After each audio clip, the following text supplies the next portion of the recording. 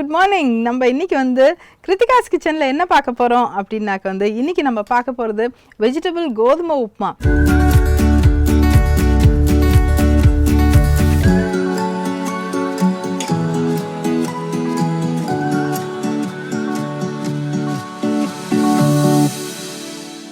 இது மாதிரி ஒரு நியூட்ரிஷியஸான ஒரு பிரேக்ஃபாஸ்ட் ஐட்டம் வந்து உண்மையிலே ரொம்ப நல்ல ஒரு ஐட்டம் இது.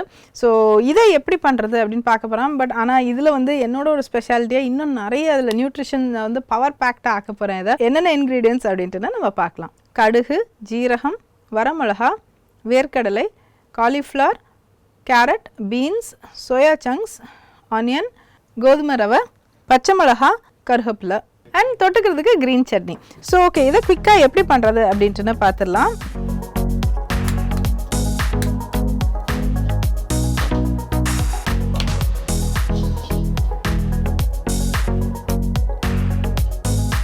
ஆயில்,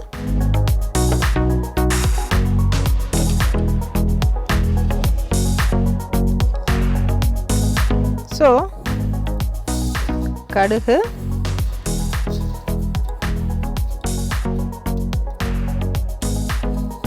ஜீரகம்,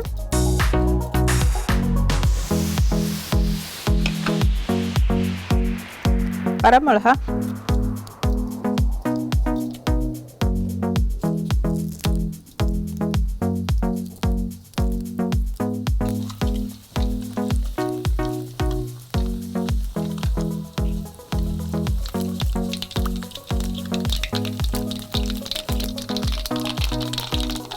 ஓகே. இப்போ வந்து வெங்காயம்,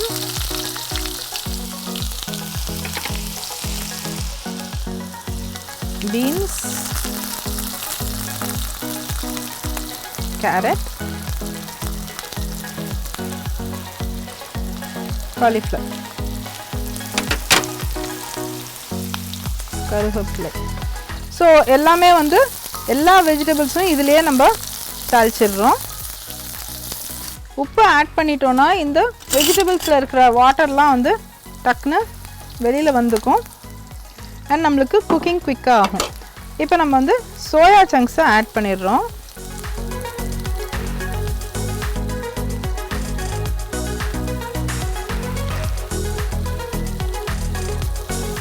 நம்ம இந்த வாட்டர் வந்து தேவையான அளவு ஆட் பண்ணிக்கலாம். அண்ட் தென் கோதுமை ரவை,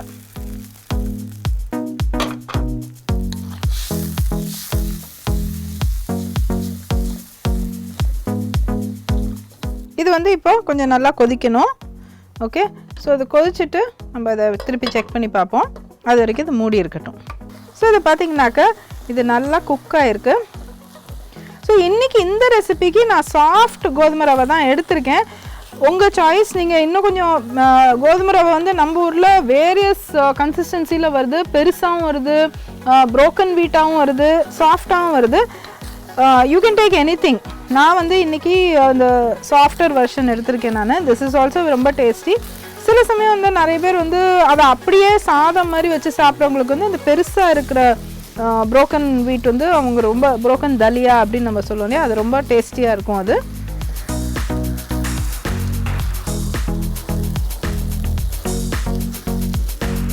நம்ம உப்பு or any other thing add ons ஏதாவது வேணும்னா நம்ம ஆட் பண்ணி பார்த்துடலாம்.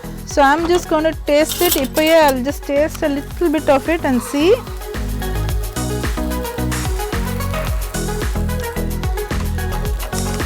பேங் ஆன் டேஸ்ட்டாக இருக்குங்க. ஸ்பாட் ஆன் உப்பு அண்ட் ஸ்பாட் ஆன் இந்த மிளகா எல்லாமே ஸ்பாட் ஆனாக இருக்குது. மேபி கொஞ்சோண்டு இன்னும் கொஞ்சம் நல்லா இதுவாக்கிறதுக்கு little bit of oil.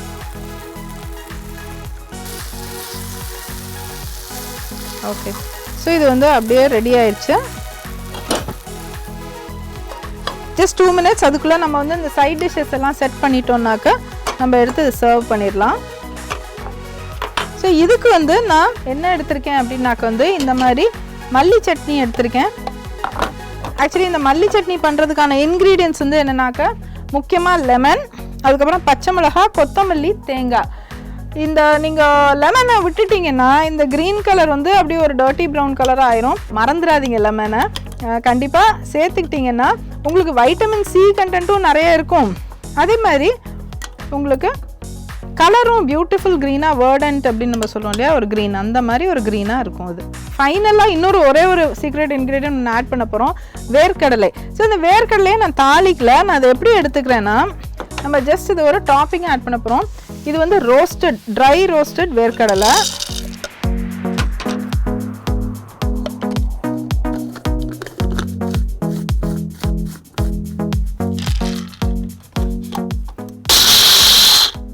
Okay, இப்போ நான் வந்து இதை நம்ம ஒரு கார்னிஷாக ஆட் பண்ணிடலாம். இதை வந்து அப்படியே அழகாக இப்படி எடுத்து நீங்கள் சர்வ் பண்ணலாம்.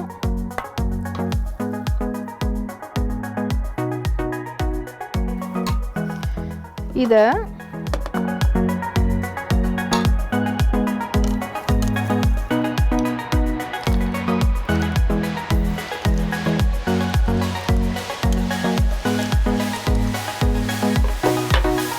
ஓகே.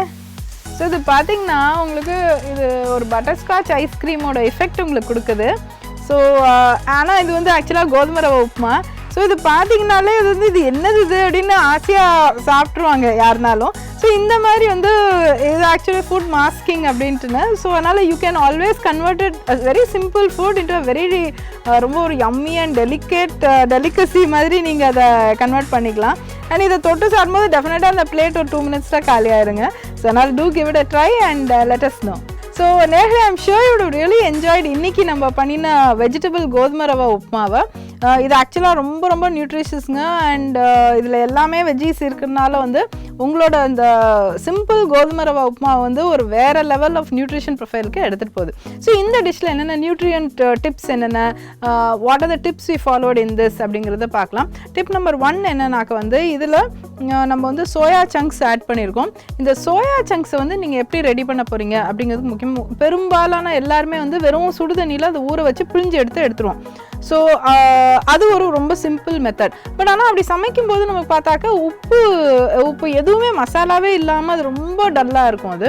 ஸோ இதுக்கான டிப் நம்பர் 1 என்ன பண்ணுறீங்கன்னாக்க, சோயா சங்க்ஸை ஊற வைக்கும்போது அந்த தண்ணியில் கல்லுப்பு வந்து கொஞ்சம் நல்லா போட்டு ஊற வச்சுக்கோங்க. கொதிக்கும் போதும் சரி, ஊற வைக்கும்போதும் சரி போட்டுக்கலாம். இதை தவிர உங்களுக்கு ஏதாவது மசாலா இன்ஃப்யூஸ் பண்ணணும்னா மசாலாவும் ஆட் பண்ணி போட்டுக்கோங்க. சோயா சங்க்ஸ் வந்து வேறு லெவலில் இருக்குங்க, just believe it or not. Okay, next வந்து என்னன்னாக்க நம்ம வந்து பீன்ஸு. ஓகே, பீன்ஸில் வந்து அவ்வளோ நிறைய ஃபைபர் இருக்குது.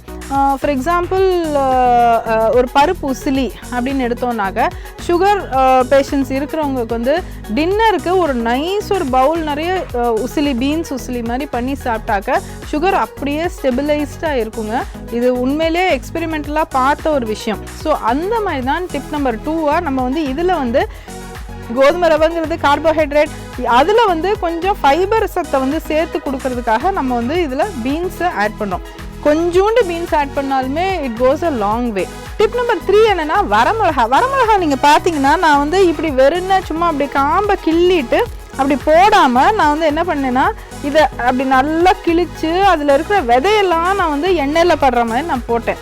ஓகே, ஸோ அது வந்து ஆக்சுவலாக it's a very nice way to cook the chilli அப்படின்னு நம்ம சொல்லலாம். ஏன்னா அந்த ஒவ்வொரு விதையும் அந்த எண்ணெயில் வறுபடும் போது நம்ம சாப்பிட்டு முடிக்கும்போது இந்த ஒரு 1-2 அப்படியே நம்ம வாயில் நிற்கும் இல்லையா, அப்போ வந்து இந்த வரமிளகா வந்து ஒரு ரொம்ப நல்ல ஒரு டேஸ்ட் கொடுக்கும்.